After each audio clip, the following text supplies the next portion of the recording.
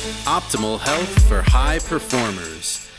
This is the Health Upgrade Podcast with Dr. Nawaz Habib. Hello, everybody. Welcome back to the Health Upgrade Podcast. This is Dr. Habib. I'm here with JP. How are you, sir? Doing very well.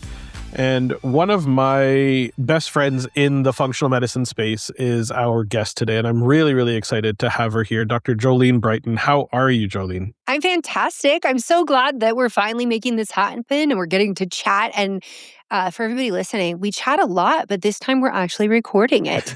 Yes, absolutely. Jolene and I are text buddies, and we always see each other at all our conferences together. And we've been meaning to make this happen for months, and we're finally here. So we're really excited to have you on. You are a perpetual author. Like, you've been writing and building content, and you're online all over the place. Let's start kind of at the beginning. What got you interested overall, outside of simply being female? What got you interested in female hormones and what you saw happening when it came to women's health early on in your career? Yeah. Well, I actually thought I was going to focus on gut health. Gastroenterology was something I was really interested in. I am a total nerd. So biochemical pathways, so people understand I have a background in nutritional biochemistry. And so when I saw hormone pathways, they clicked for me. I watched all my colleagues kind of flail and see a lot of people still flail with steroid pathways. And for me, my brain just clicked with it. But the moment that really transformed my entire trajectory in my career was when I was sitting in class and I just had this epiphany that women's medicine was always done to them, not with them, often not for them. It was often just be a good girl, take this pill, slide your butt to the bottom of the exam table. We're going to insert the speculum. Like, everything was, we're going to do this to you, and you don't really have a say in it. And I realized that so much of my experience in health was similar to that, in which doctors were like, just do this, just do that. I'm so fortunate that, around 17, nutrition became a special interest of mine because I was focused on more of a holistic aspect. And I tell people now at 45, I don't have perimenopause symptoms. And people are like, oh my God, how? And I'm like, my 17-year-old self got it together. And if you do enough preventatively, there's a lot of perimenopause that you can prevent in terms of like the 105 symptoms we have.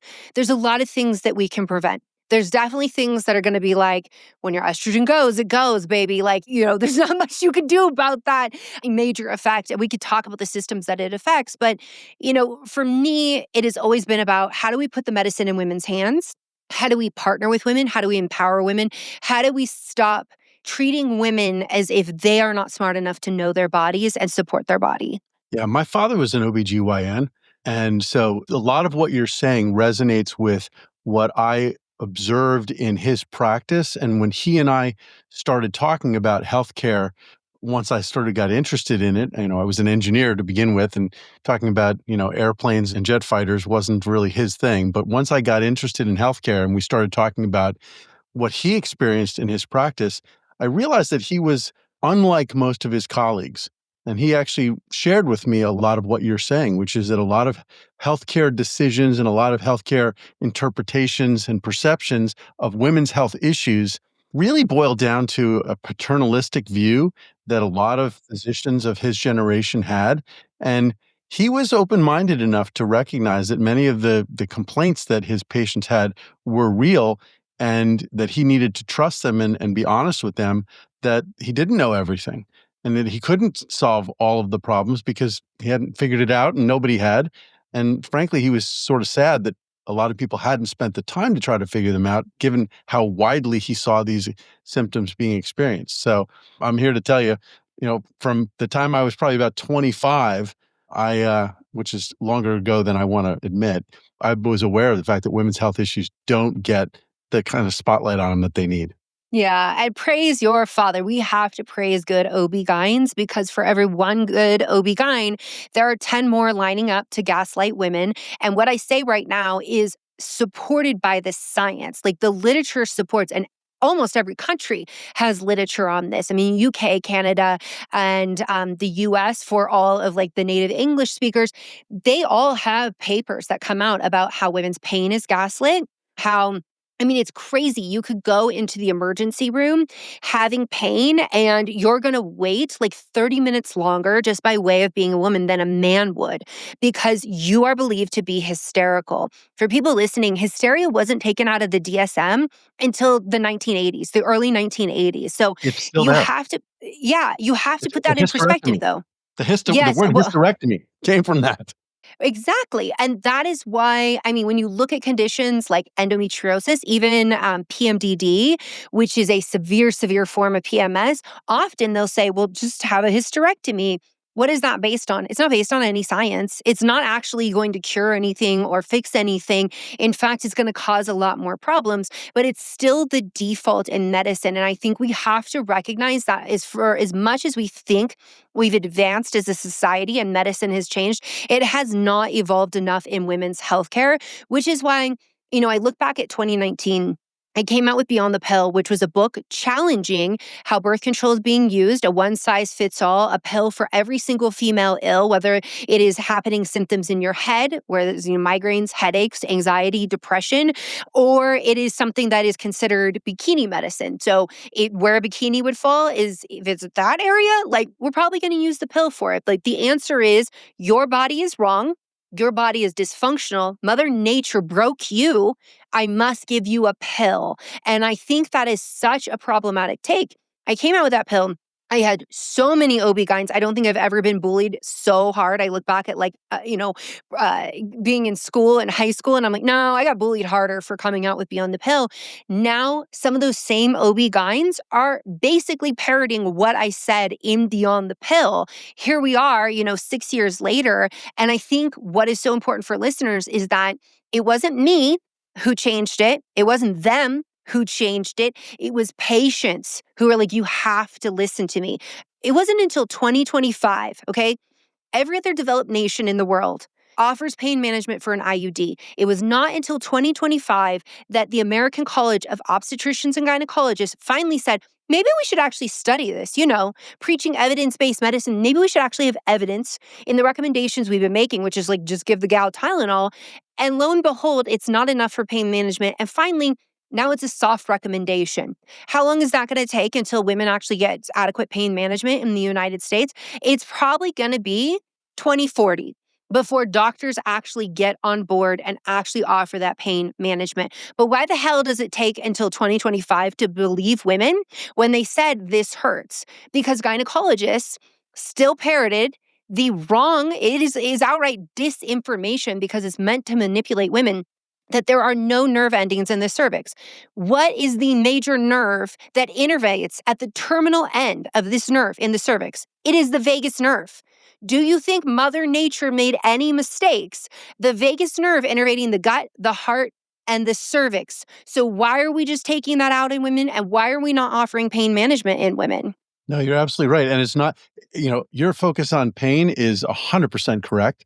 My father used to talk about the fact that a lot of his colleagues just said, oh, you're getting older. This happens. Your symptoms are just, either the result of hysteria, that women are crazy, or this idea that, oh, it's just normal. And the other side of it is that, and it's sort of shocking because it actually affected my family as well, but the lack of feeling, the loss of sensation, women coming into the office and saying, well, I've had these symptoms of, dropping things or losing sensation or losing strength, et cetera. And just, again, dismissed by a pool of physicians who just refused to recognize that maybe there was something neurologic going on. And it wasn't until MRIs and other scans became more prevalent that the incidence of MS, relapsing remitting MS, went up like tenfold because all of a sudden the women had something they could point to and say, hey, those symptoms that you completely dismissed and said that I was crazy or said that I was just getting older and I had to deal with it. Well, it turned out that was relapsing remitting MS. So 100% agree. It's something that has to change, and it's going to take time, but it is changing, hopefully. Yeah. And I think, to your point, what it raises for me is the biggest problem we have is that an OB-GYN is expected to be everything for women's health. And that is the problem. We need more specialization. We look at the field of like endometriosis. So for people who don't know what that is when lining that is similar but distinct, okay, separate from the lining of your uterus because it behaves differently in terms of it responds differently to hormones. It can create its own blood vessels, its own histamine and prostaglandin. So, inflammatory process, very different than the endometrial lining, but similar in the way that it proliferates when it is exposed to hormones. That takes decade past residency for an OB-GYN to become proficient in excision surgery. It is a surgery that has been compared in terms of how difficult it is to brain surgery. And yet, every OB-GYN under the sun is expected that they can just handle this. They can just manage this. And we look at endometriosis taking on average a decade before you get diagnosed. Incredibly painful. But outside of pain with bowel movements, pain with urination, pain with sex, pain with your periods, you have extreme fatigue. You have neuroinflammation going on. So you are often depressed. You are anxious. You have wandering pain throughout your body. Cyclically, you may have the period flu. So every month before your period, you're like, I am so sick. I am achy. I feel awful. And that's a big histamine release going on. We understand this condition, for how little research and funding we actually get. It's $2 per endometriosis patient in the United States annually. We still have enough understanding to know that OB-GYNs are not equipped to actually manage this condition, yet they're expected to. And I think that's really unfair. And I think we have to start looking at the field of women's health and saying, listen, every provider needs to understand women's hormones to some degree, right? So as you talk about MS and how it's like Mr. Miyagi's wax on, wax off, right, of symptoms, that usually follows a cyclical pattern of estrogen and progesterone and how those are shifting over the cycle. If your provider doesn't understand hormones and they don't understand how you respond differently, they're not going to know how to treat you. Interestingly, we look at how women have ADHD. We're finally recognizing this. And yet we've never studied how this medication actually affects them. But women are telling us, when you give me stimulants, they don't work the week before my period. They stop working in perimenopause. I am not having the same experience. And what we understand so for everybody listening, I know there's a huge bias against stimulants. If you actually have ADHD, you have neuroinflammation, you have mitochondrial dysfunction, you have increased reactive oxygen species. When you give a stimulant medication, inflammation drops, mitochondria function appropriately, reactive oxygen species, so free radical damage, goes down. For the tech bros who just like to pop a Ritalin because they want to work all night, it actually is the opposite effect. So if you don't actually need the medication, it can cause more neuroinflammation.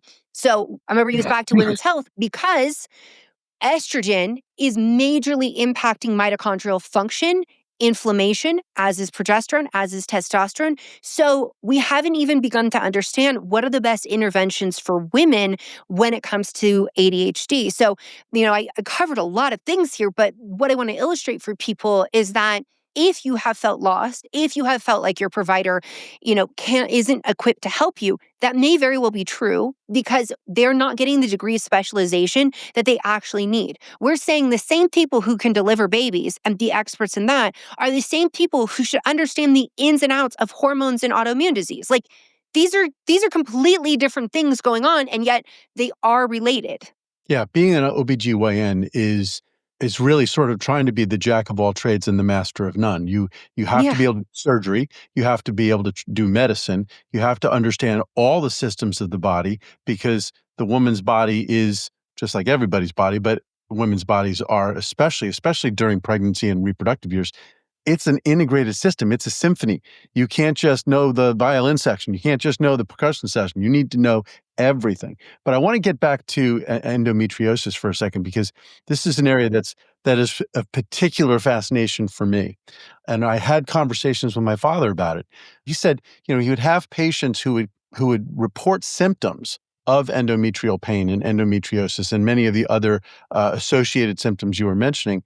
And then they would come to a conclusion that maybe a surgical exploration was necessary. I mean, again, we're talking 30 years ago. And you would go in and there would be no inflammation of the endometrial tissue. Zero. And yet they were experiencing these very real symptoms. He didn't deny that they were real. He wasn't one of those people who says that these patients are medicalized and just want to come see the doctor. He wasn't an egomaniac like that at all. And he said he didn't see anything. There was nothing to excise. There was nothing that was abnormal.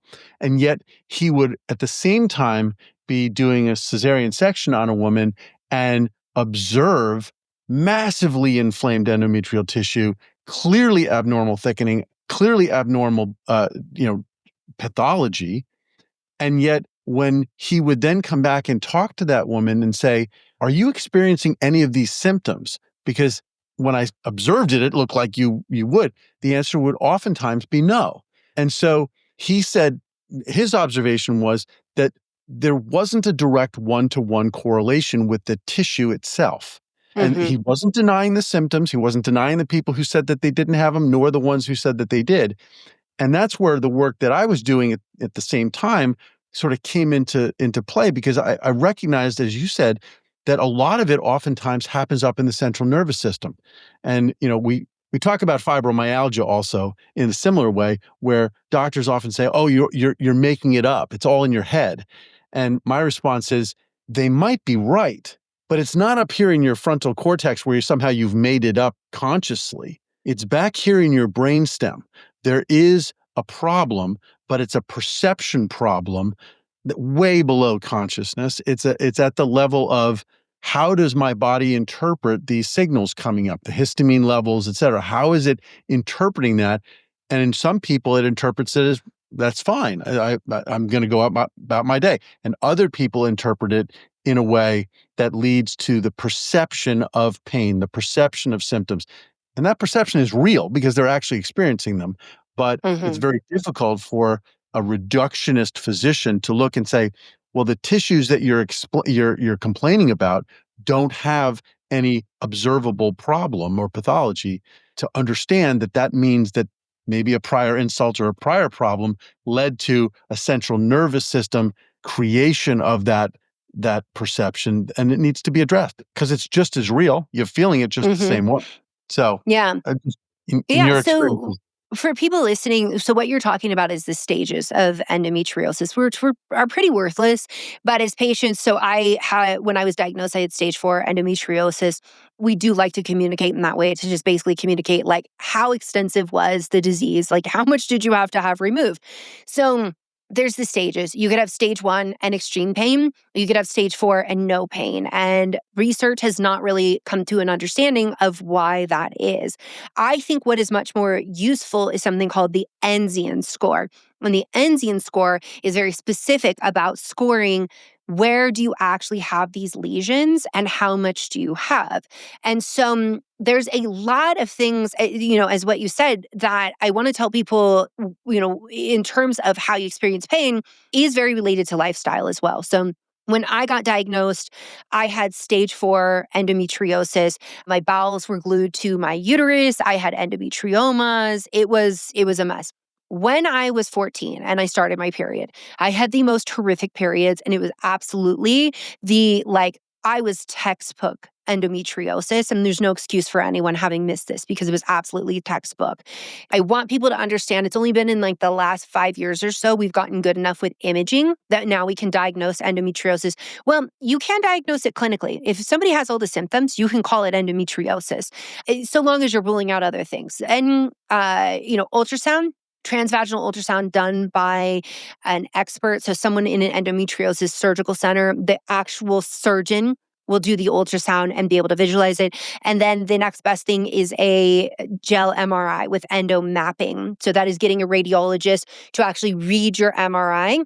For everybody listening, the absence of disease on imaging doesn't mean you don't have the disease, but also the imaging is only as good as the equipment, but it's also only as good as the radiologist. So I had an MRI. My radiologist that I saw was like, oh, you don't have endometriosis. I told my PCP, I was like, listen, I have endometriosis, okay, and I have adenomyosis, and he didn't identify that. Bring it back to him. She tells him this. He's like, she's just attention seeking. Like, she has problems. Like, this is her problem. And I was like, yeah, bet. Okay. I took that. I contacted a friend of mine. I was like, who's your radiologist? Sent him my MRI. He's like, oh, you have so much endometriosis. I can see your adenomyosis. For people listening, adenomyosis, that is when you actually have like the endometrial tissue inside the muscle wall. But I'm like, I knew that because myself could see it. I could see it on my MRI, yet the radiologist was gaslighting me. So huge problem there. So back to, what is going on with all of the pain. I was able to get out of pain through nutrition, eating an anti-inflammatory diet, aiming for 6 to 9 servings of vegetables a day. I know that sounds wild to people, but when you have that higher fiber of that 25 grams, you are going to optimize your microbiome. You are going to help with removing estrogen you no longer need. You're bringing in cruciferous vegetables. You start metabolizing your estrogen appropriately. So we have these estrogen metabolites without DIM, sulforaphane, magnesium, amino acids. We don't make optimal ones. We make the kind of metabolites like 16-hydroxyestrone that stimulates tissue proliferation. That's going to make it grow. And so the way I live my life, how much I exercise, for everybody who is like on board with cycle syncing, I will tell you, somebody with a history of PMDD and endometriosis, I work out the hardest before and on my period because that is how I get out of pain and that is how I keep my mood up and I feel my best. So there's a lot that you can do lifestyle-wise. And I see this all the time with patients who say, I don't have that much pain, but maybe they're struggling with infertility. Maybe they're struggling with fatigue, but they don't have that much pain because they're doing so much nutrition and lifestyle right that it helps with the pain management. The other thing about endometriosis that doesn't get acknowledged enough is that once you experience the pain, so I didn't have pain again until I went through IVF, way too much estrogen, sticking needles in my ovaries. Like after my third egg retrieval, I couldn't move for 3 weeks out of bed. I was in so much pain. Once you get sensitized to pain, it is so easy for your body to just perpetuate the pain. So even after you have excision surgery, you may not have the pain alleviated. In addition, the pelvic floor remembers. So if you aren't put into pelvic floor PT afterwards, that may also perpetuate the pain. And maybe it's not endometriosis causing the pain or even anything to do with the nervous system as much as it's trigger points. So it's a lot of layers. And this is where working with a specialty called a neuropelviologist, if you have recurrent pain, I'm going to put you guys in contact with my girl, Dr. Ana Sierra. She's one of my best friends. She is the top-rated neuropelviologist surgeon in the world. She's the only female at her level, and she understands women's pain, pelvic pain, like no one else. And she has been on my podcast talking about how do you get out of pain post-excision? Because if your pain didn't go away, it's not about the lesions. It's about your nervous system remembering.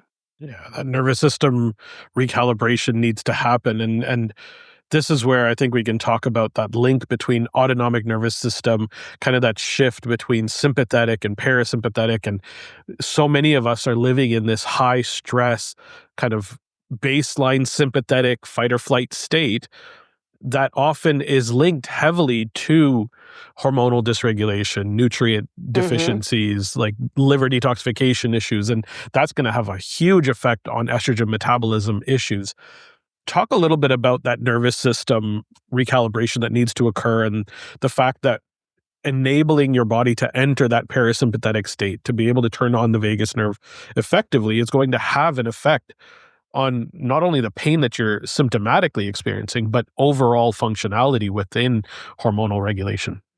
Yeah, well, as you bring up the vagus nerve, people need to remember it innervates the female reproductive system. So if you're having pain there, we need to be nourishing the vagus nerve. And, something very interesting about women is that often as we enter into the late stage luteal phase, so let me back this up so everyone is with me here.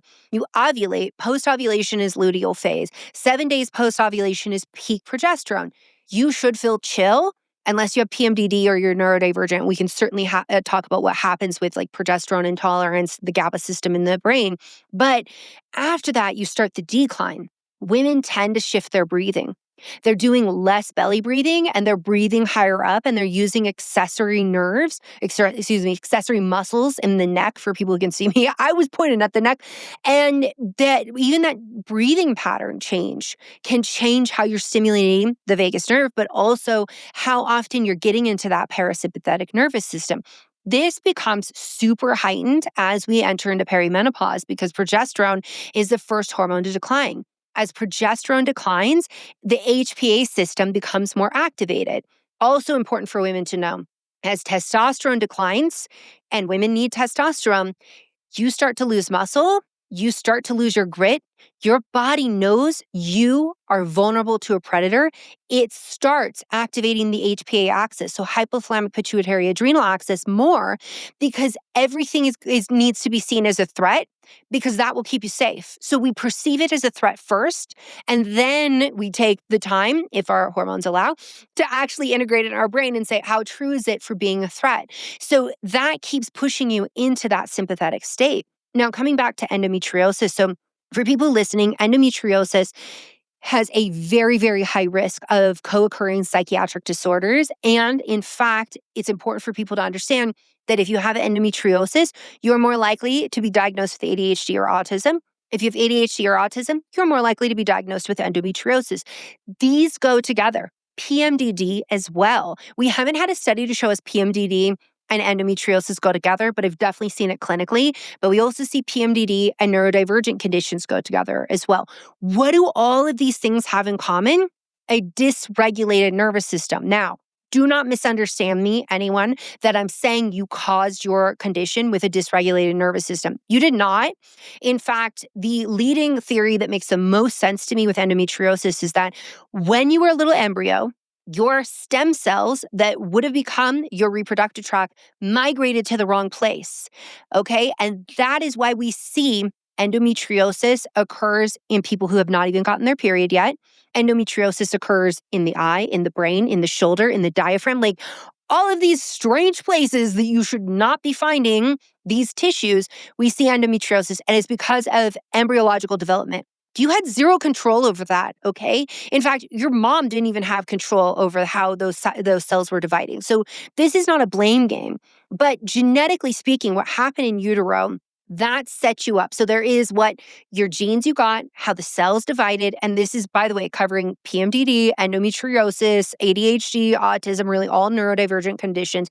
But if your mom was experiencing inflammation, which is very common if she had endometriosis because she passed that on to you, polycystic ovarian syndrome, higher rates of inflammation, higher rates of ADHD.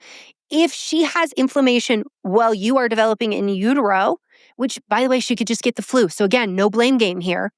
You are more likely to go on to have nervous system dysregulation as a child and as an adult. Now, how many of us are being taught as a child how to deep breathe, how to regulate our nervous system? Like, I'm a kid of the 80s. Like, this was the leave us for dead generation. Like, they were just like, toss you out into the wild and see if you make it. So for everybody listening right now in your 30s and your 40s, and you're like, oh, I'm struggling.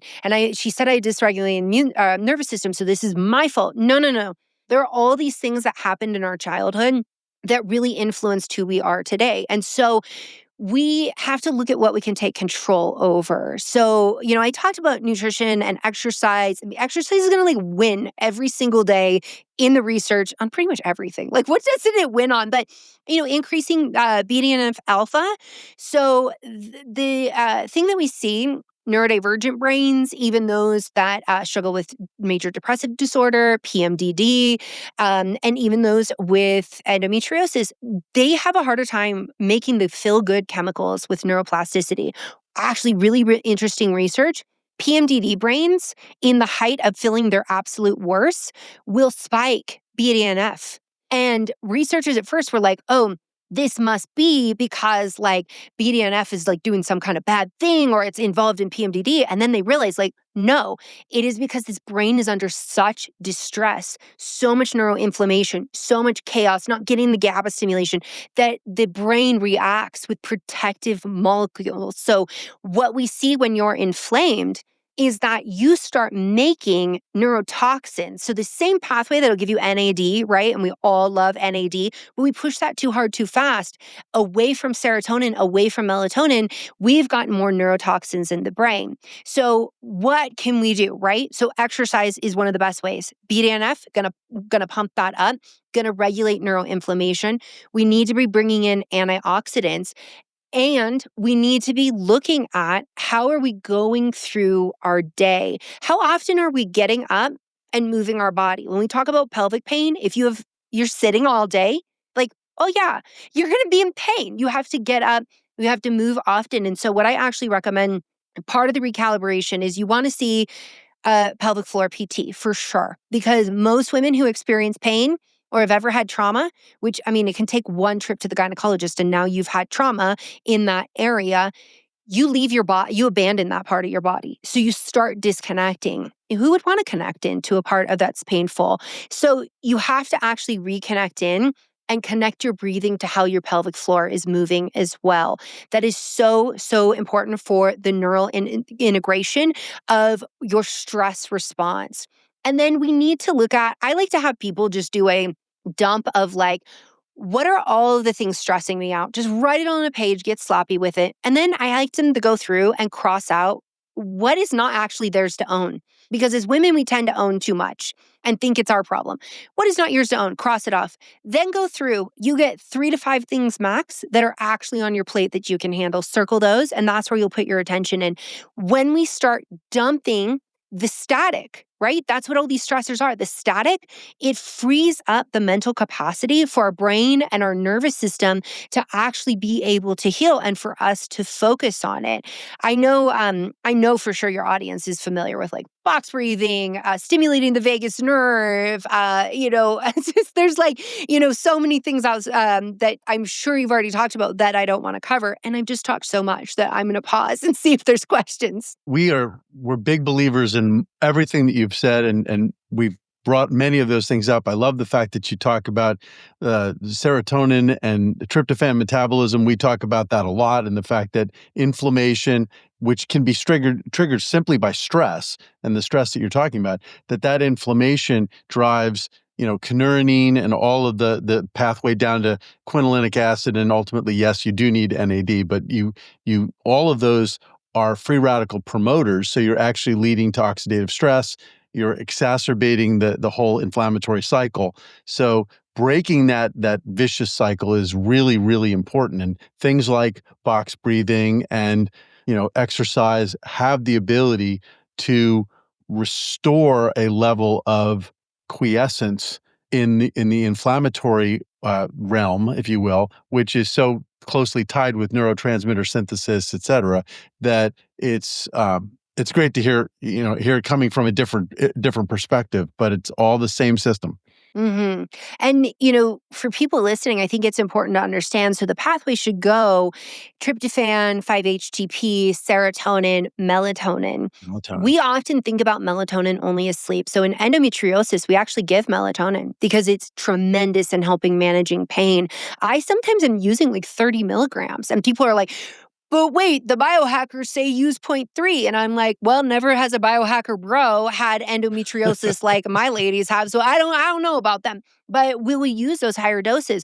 It's interesting to see the research coming out now around Alzheimer's disease.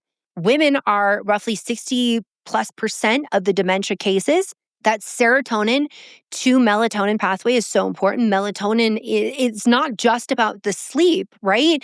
It's antioxidant. It's one of the potent antioxidants. Right, but you have to get the sleep to like get the glymphatic system, which I like to tell my kids is basically like the toilet of your brain.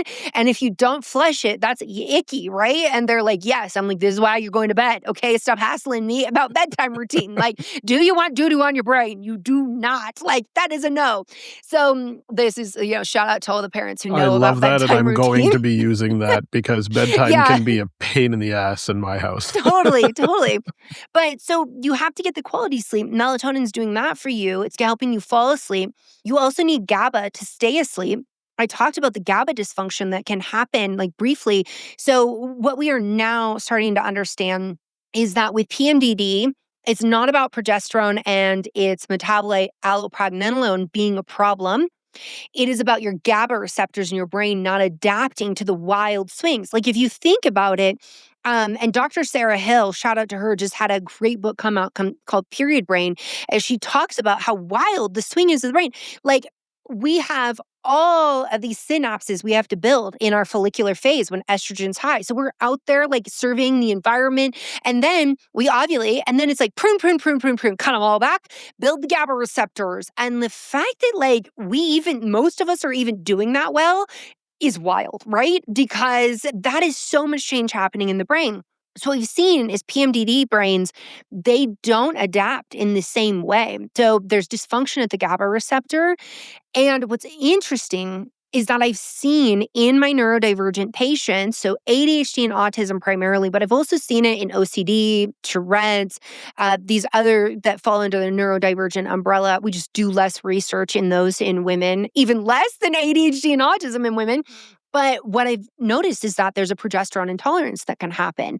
And I've noticed this happening in perimenopause. So when this study came out showing that like the problem is the GABA receptors in the brain, and I'm like, hold up. Most of the neurodivergent women you talk to will report PMDD. So ADHD is roughly 50% of women will report PMDD. Autism is over 90%.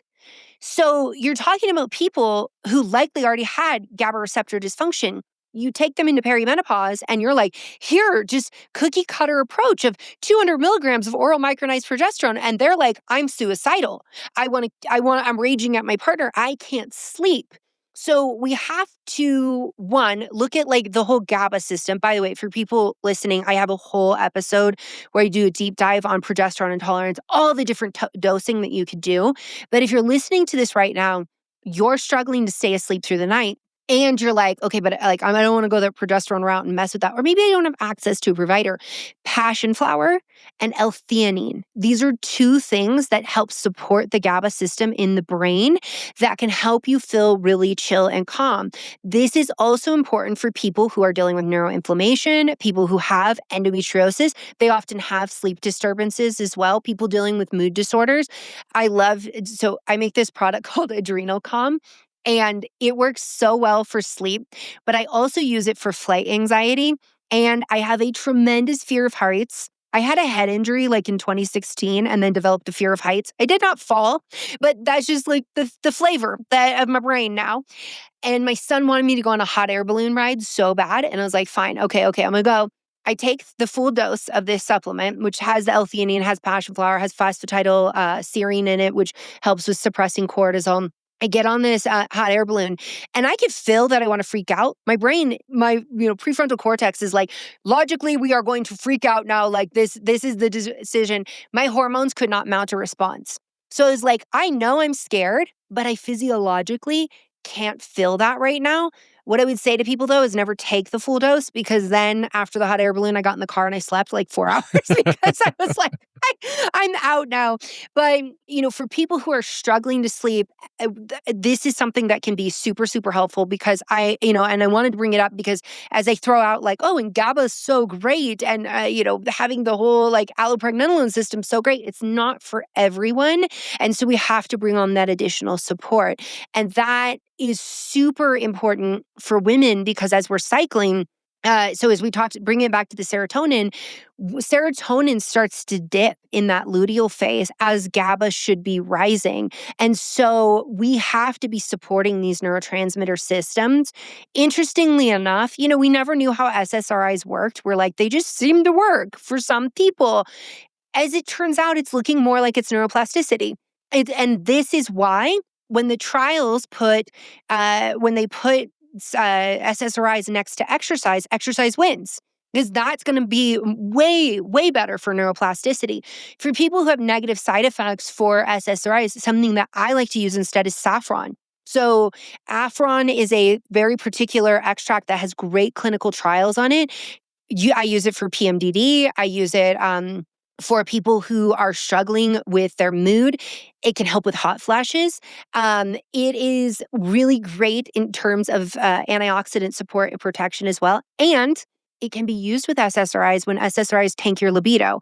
Saffron's been shown to help with that, but saffron also helps your libido. So I always like it when there's like science out there to support that, like you can use this supplement to support you, and it can be in addition or it can be on its own.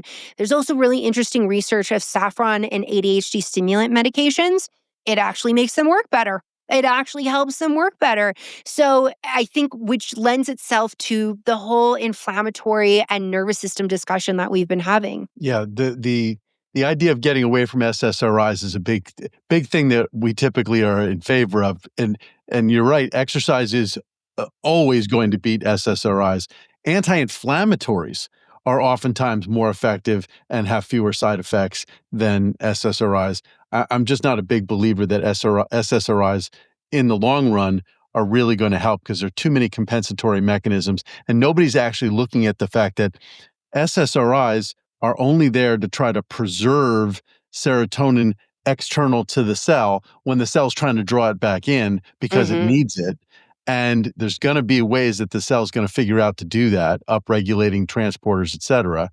But why not look at and say, well, why is the cell not producing enough serotonin?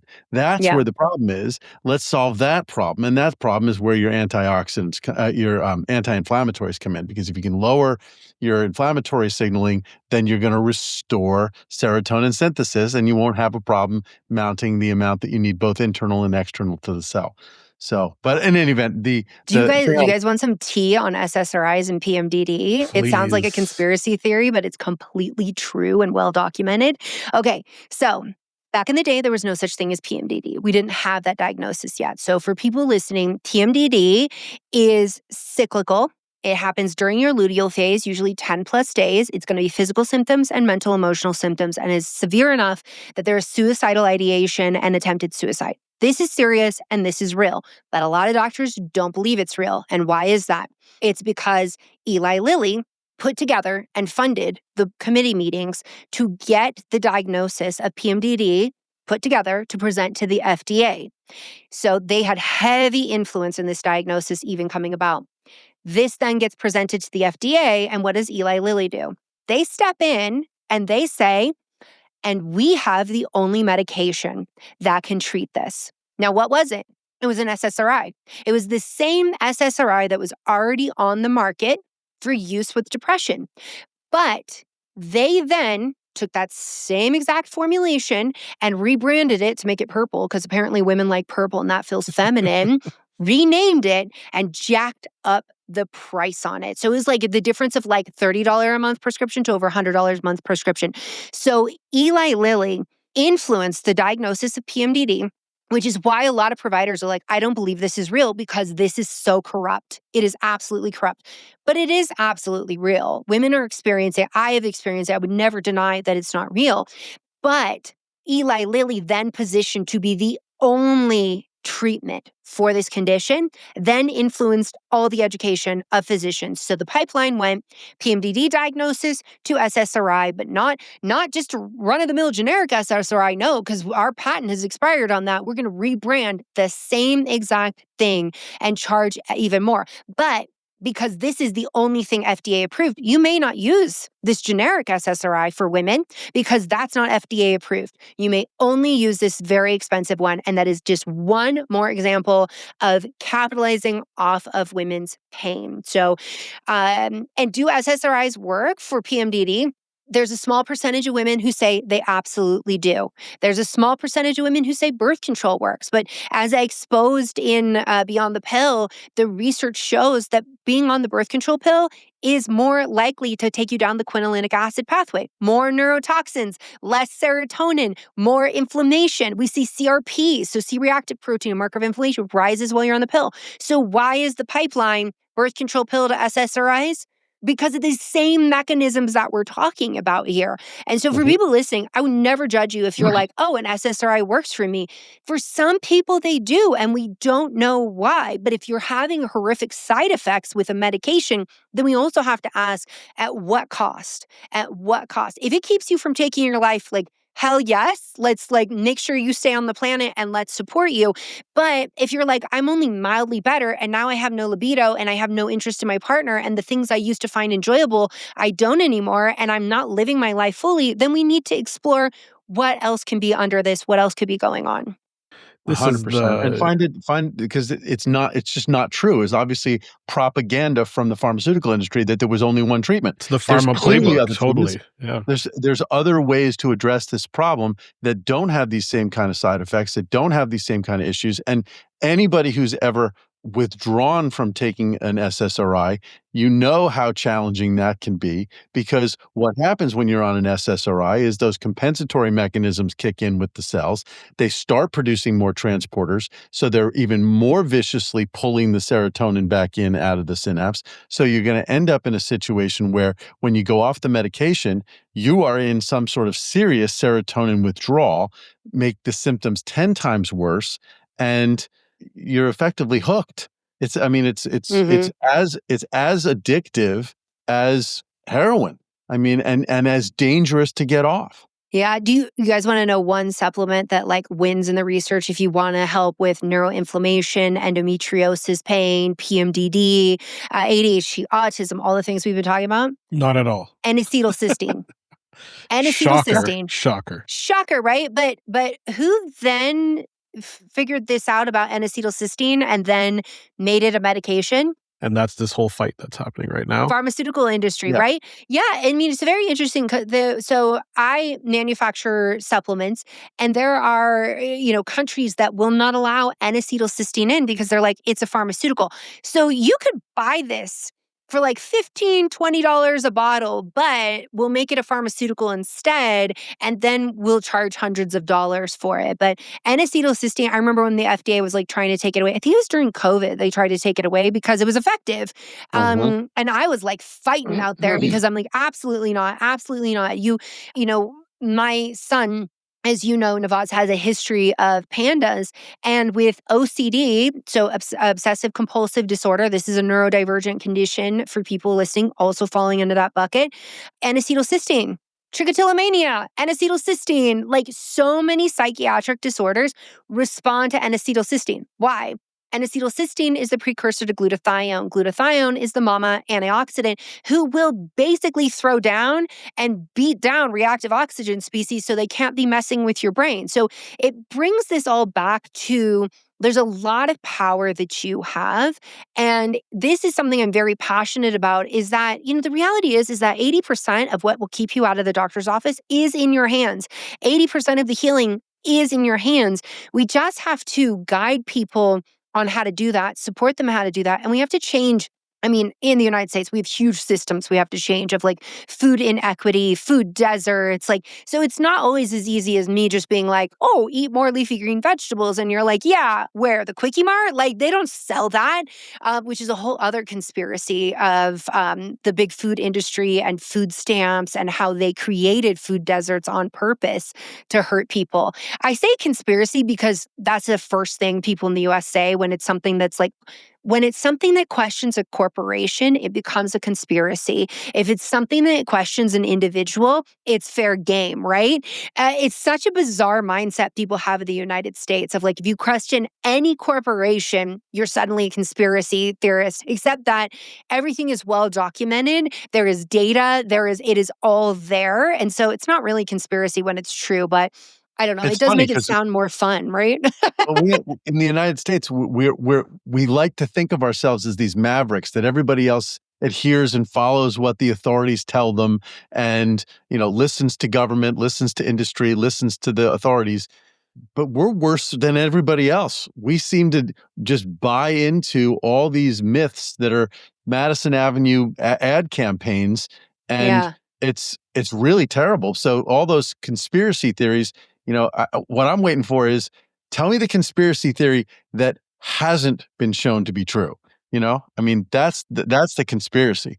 No, whenever someone's like, okay, so I have this conspiracy theory, I'm like, let me lean in. let me lean in. I want to hear it, because the reality is that there's always some truth in there.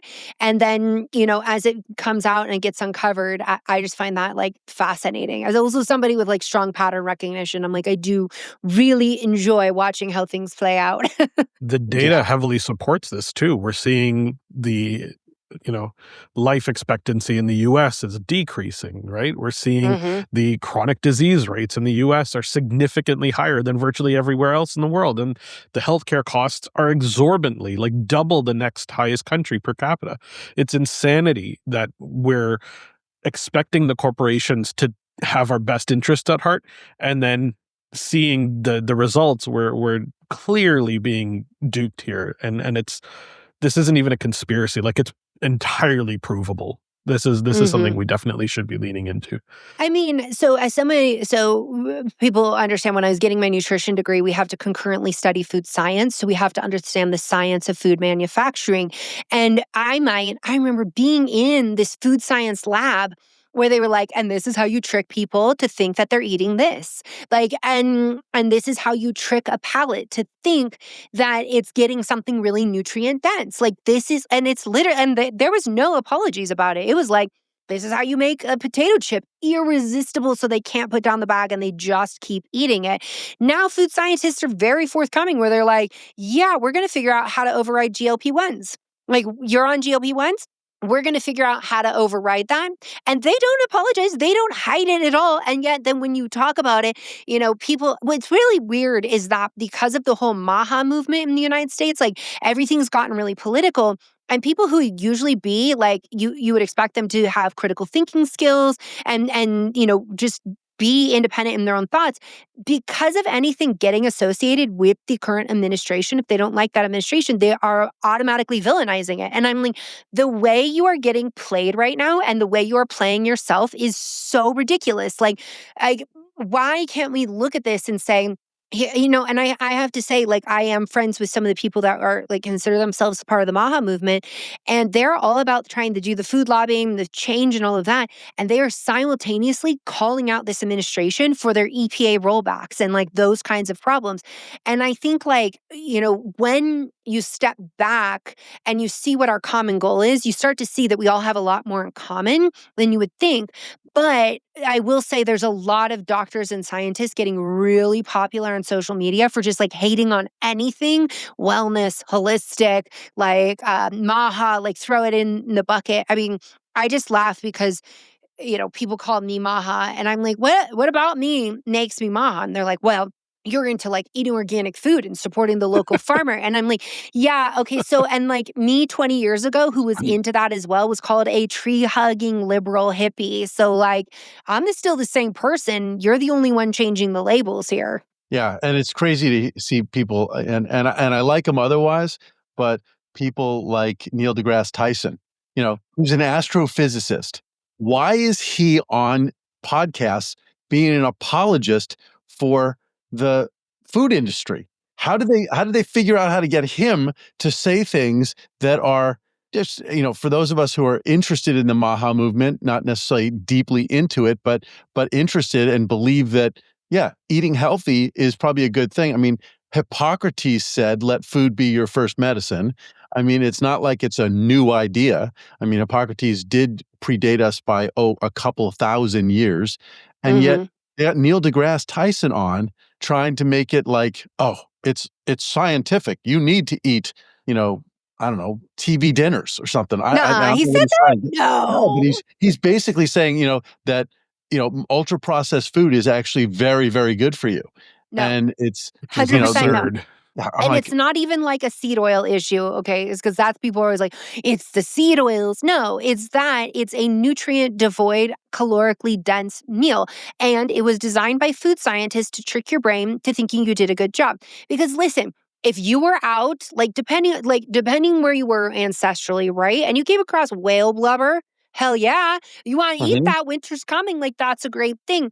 You come across like a bunch of super sweet fruit, you're going to want to eat all that. Your palate is telling you, eat this because this is energy. This is what we need to survive. Now, We live in this modern society where we are just hijacking that. So people who want to eat ultra processed food, who crave that, that is your biology. That is not you broken. That's how you're designed. It is food scientists who have now exploited you. And that's what this food is all about. It's exploitation. And when, people will argue like, oh, we have to have ultra processed food because food deserts exist. It's the only way people can eat. So let me go back into what we know historically has happened in the legislation in the United States. Food stamps cover ultra processed food. The manufacturers of ultra processed food, the fast food corporations, all then decide to run out the grocery stores from these neighborhoods to try to block farmers markets. They then start to lobby for these things and they put it into place. They create food deserts. They create food deserts because it is very, very cheap to manufacture ultra processed food and it lasts a long time on the shelf. So when that is all people have access to, you are turning a very, very high profit.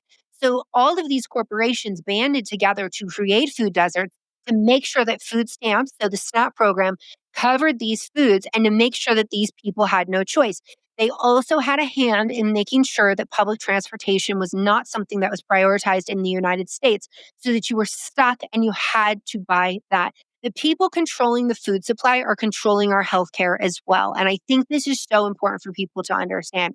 I am not a fan of ever telling people what to do or treating people like children and being like people who are on food stamps they shouldn't be allowed to buy cake and donuts and soda and all of that. However, because they are allowed to do that, we will not be able to get rid of food deserts. And so it is it is like a big ball of yarn that's tangled together and is going to be very much trying to pull one string at a time and being delicate because we can't just take away access to ultra processed food on food stamps. People still need that. People don't have refrigerators. Some people don't have stoves. Like some people are still going to need those things, but we do have to dial back some of those things with initiatives that are saying like, hey, for every dollar you have on the SNAP program, we will make it 3 to 5 if you buy produce.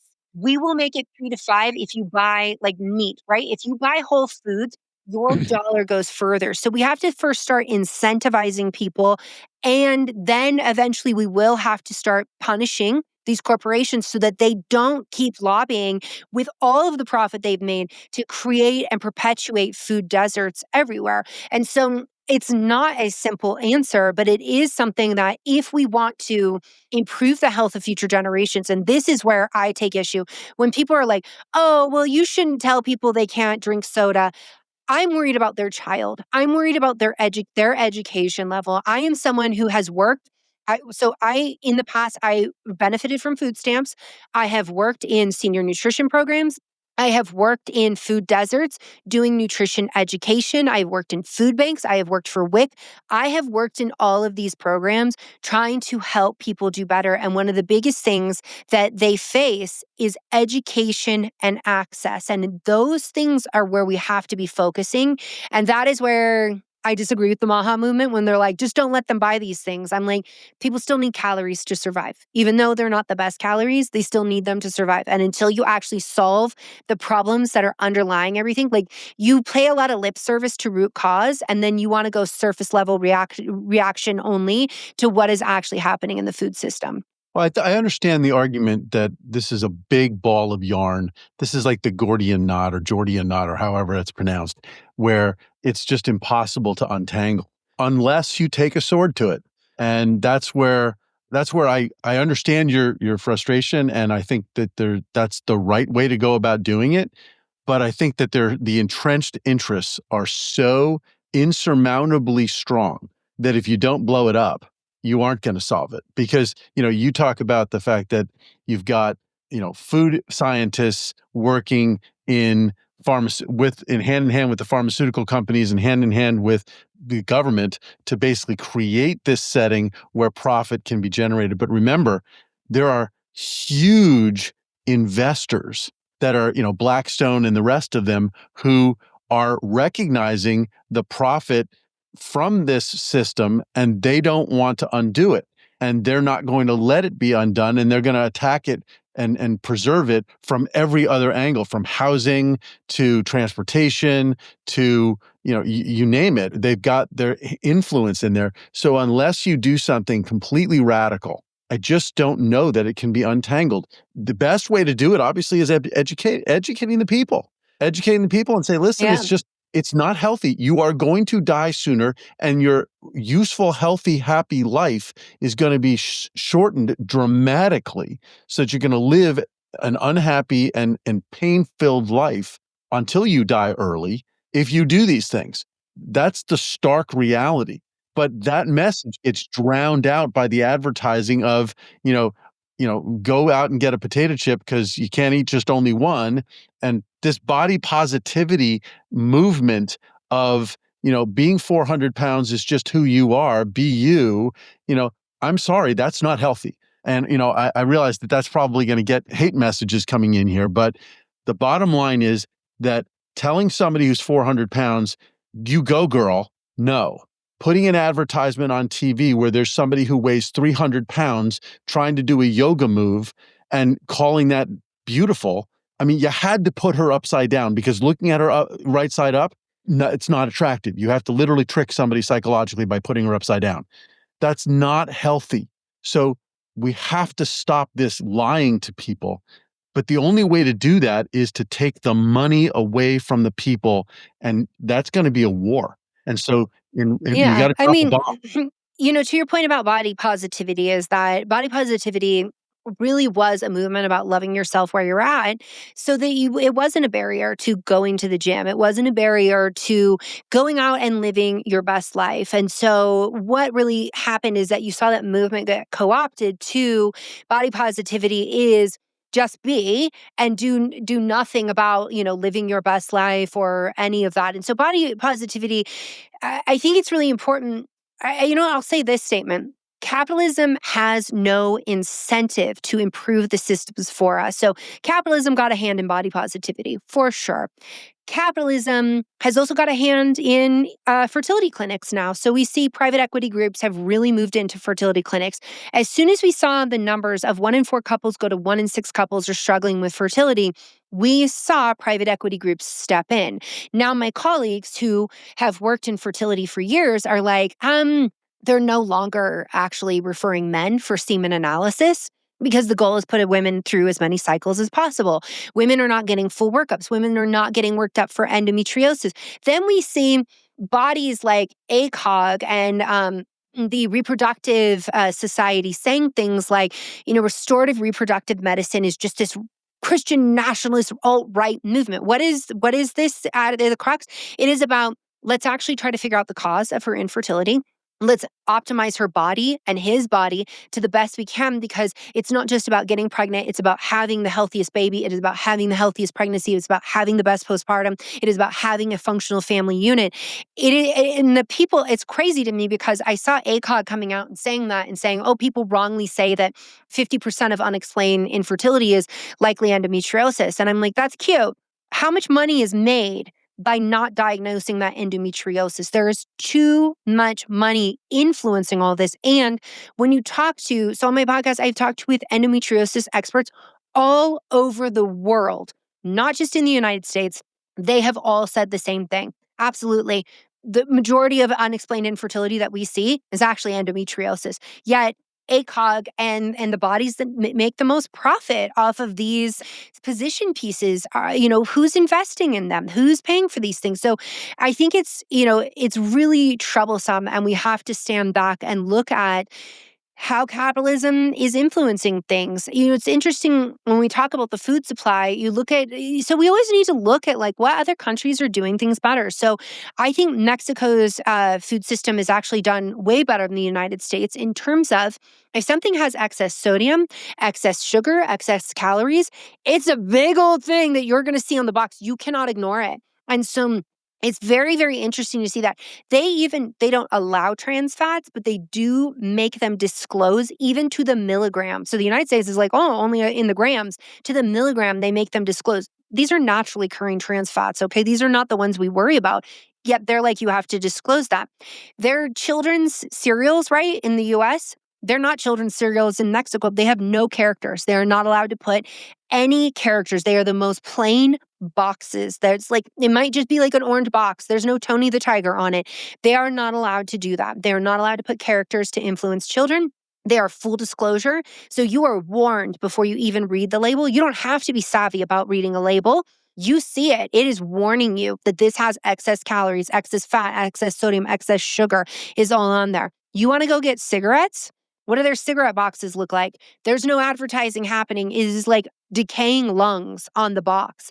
Everywhere you go to buy cigarettes, it is the most horrific cadaver display that you'll ever see, meant to deter you. And why are they doing that? Because you shouldn't have to have a nutrition degree or a health degree to understand the risks. And that is what they have made it, is so simple that you understand the risk just from a glance. So that's like, I think another thing we can do really well. I think there's a big bias. There's definitely a big bias in the MAHA movement against Mexico. There's a big bias in the US against Mexico. Rather than chasing, take out the food dyes, you take out the freaking food dyes. It doesn't make it healthy. Like, I don't care. It's still not healthier. It's not something that you want to eat. Instead of trying to chase this, like, well, the EU does this, like, and negate the fact that the EU has community, they walk everywhere, like there's all these other things. Why don't we look at what Mexico's doing in terms of labeling and radically shift our labeling so that nobody could say, I didn't know when they picked up the box? Because a lot of times, when you are seeing like these shows that like exploit obese people, online, and it's like reality TV in the US, they often are saying things like, I didn't know, or I didn't understand that. And it's something that like, if we changed our labeling, that wouldn't be there. I think it comes down to empowering the individual to make the decision themselves. And that's where I'll attest to this. I was in Mexico a couple of weeks ago, and like, that's Why did not we a not hang small out, label. bro? What? I messaged you. We tried. I remember seeing it. Like, we were given samples of all these, like, clean chocolates and all these things. And it didn't matter what it was. It had a massive label on the top of it saying excesso calories or excesso sodium or whatever, right? Like, it was huge. And Canada's actually following suit a little bit on that as well, where they have these bigger labels showing excess this, excess that, which is empowering because it's at the very least sharing with this person, because maybe they didn't flip the package around, but on the front of that package, they knew what they were buying and it still said something. I think that's where the political side of things, we can actually have a positive change, although I don't know how the system is going to change anytime soon, but I'd love to shift it because ultimately it comes down to empowering the individual to make those choices. What are those pieces to enable people to make those decisions? How can we support that? And so when it comes to female hormonal conditions that are chronic, that are painful, that are challenging for males, I don't know if you've ever heard from Dr. Stacey Sims, but I loved this whole idea of women are not small men, and we need to improve the science that we're looking at specifically in female health.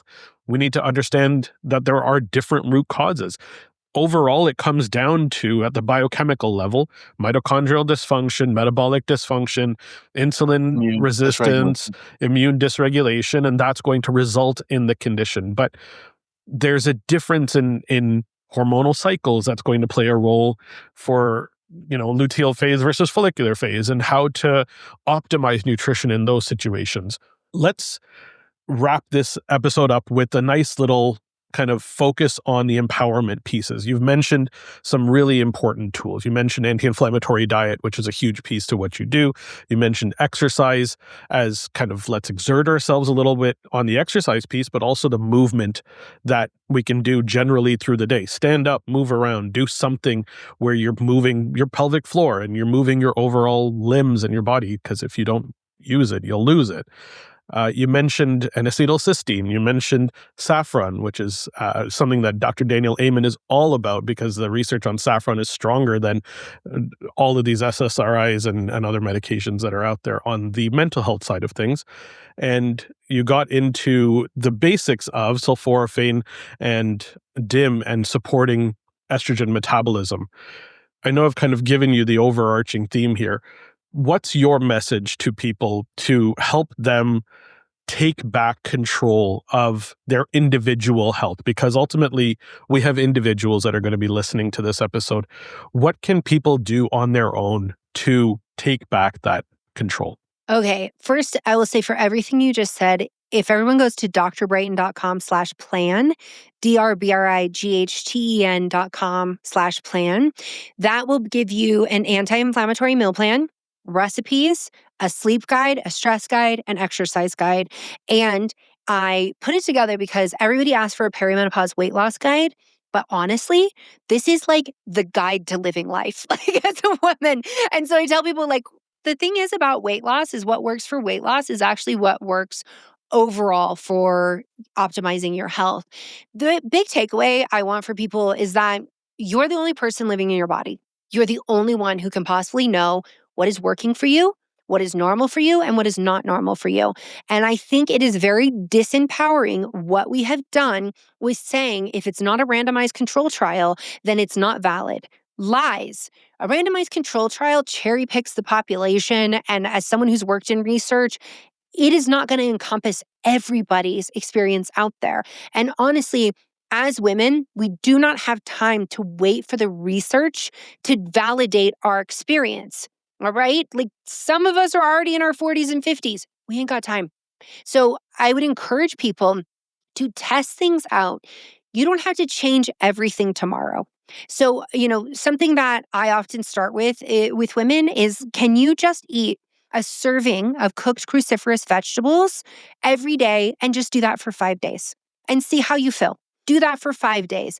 And then after that 5 days, we're going to keep that going. And the next 5 days, can you just try, maybe it's to go to bed 15 minutes earlier, maybe it's turn off the lights, get off your screen 30 minutes earlier, maybe it's cool the temperature of your room. Make one positive change to our sleep and do that for 5 days. And just gradually build things over time and track your symptoms because you have the data of living in your body. Track your symptoms, track the interventions, track how you feel. But as you do this over time, just like 5-day sprints at a time, you start to change these things. You're going to start to notice how your health improves. And your doctor, it's funny because there's like this really big, prominent OB-GYN out there. And I don't know why she goes after drinking like 8 cups of water a day or half your body weight in ounces of water a day. But she just decided that's something that she hates.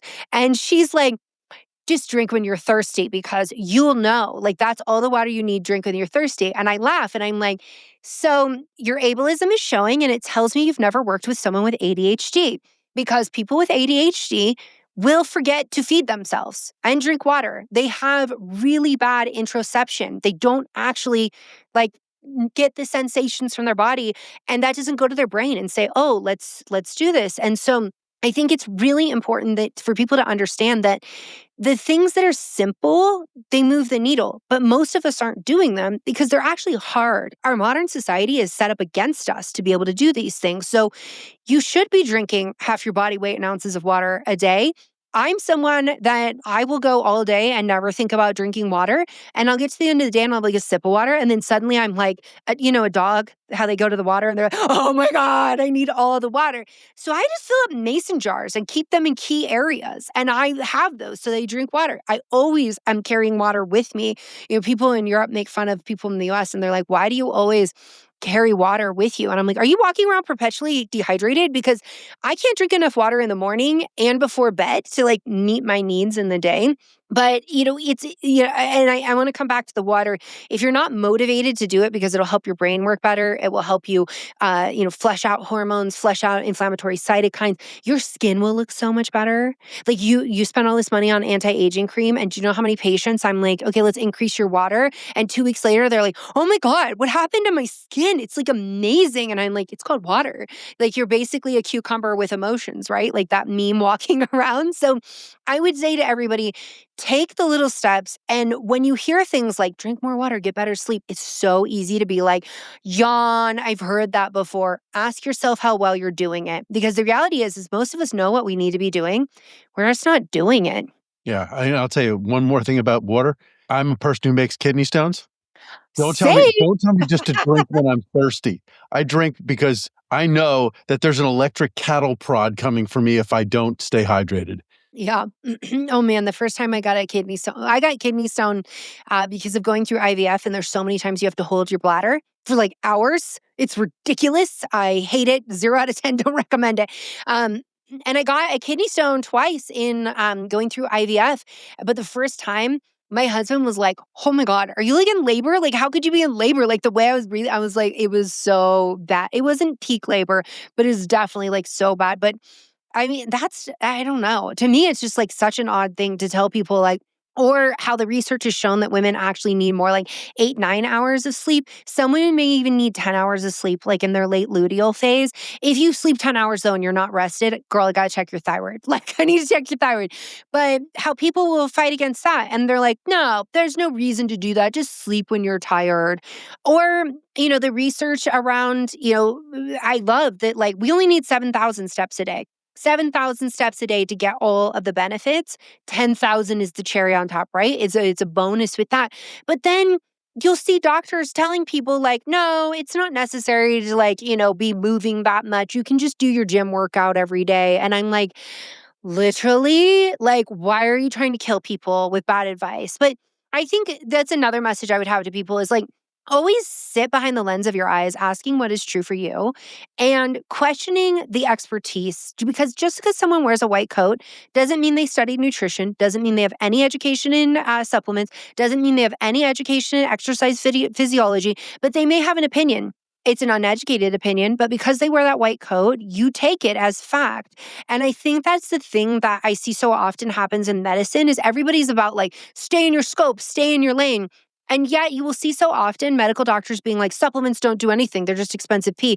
When a woman is pregnant, do you tell her to take a prenatal? Oh, well, that's the exception. Why is that the exception? Oh, because her nutrient needs go up. Oh, so you're going to tell me that someone with autoimmune disease doesn't have increased nutrient needs? You're going to tell me that somebody that has like gut dysbiosis or gut dysfunction or maybe celiac disease, like they don't need increased nutrition? Like, it is not a leap of logic to use a little bit of critical thinking to think like, yeah, maybe that might be necessary. But I get criticized all the time because I show people the supplements I take, and I will have medical doctors who are like, that's ridiculous and that's just expensive pee. And like, she doesn't know what she's doing. I'm like, I have multiple autoimmune diseases. I'm neurodivergent. I have endometriosis. I have adenomyosis. Like, I am controlling this without medication, except that, Hashimoto's, that cold-blooded killer did take out my thyroid. So I do need thyroid medication. But I'm like, I'm controlling all this without medication, and you're telling people don't listen to her. But here I am, nutrition, lifestyle, supplementation, and not needing to depend heavily on pharmaceuticals. I'm not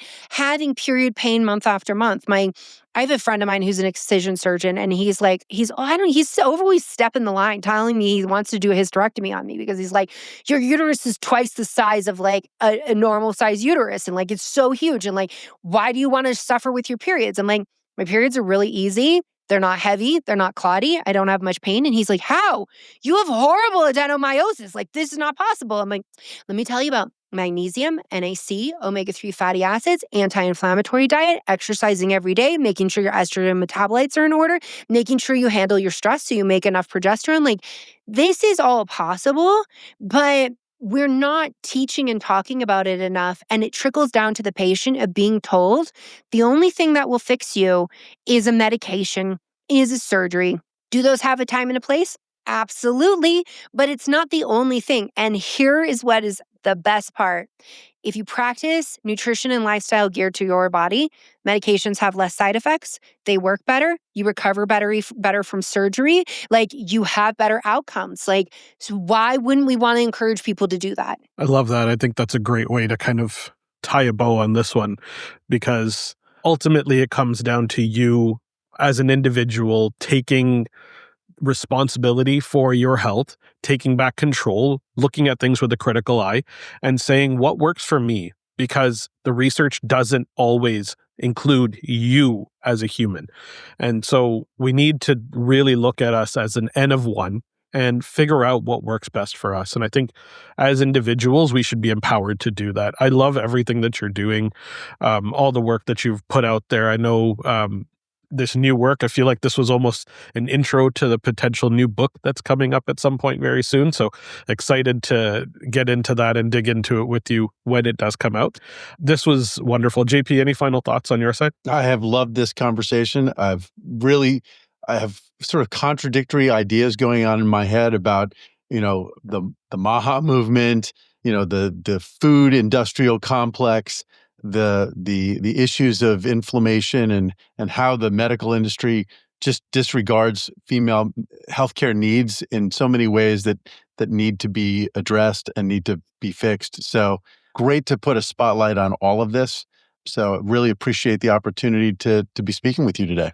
Yeah, this was a fantastic conversation. I love everything you guys are doing. So keep going, because the world needs more voices that are actually empowering people rather than just telling them, sorry, this is just life. Yeah. No question about it. Let's work to empower people. That's why our voices are up.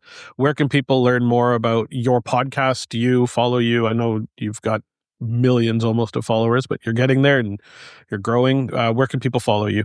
So you can find me all over the internet at Dr. Jolene Brighten. You can find me on my main hub, drbrighten.com, DrBrighten.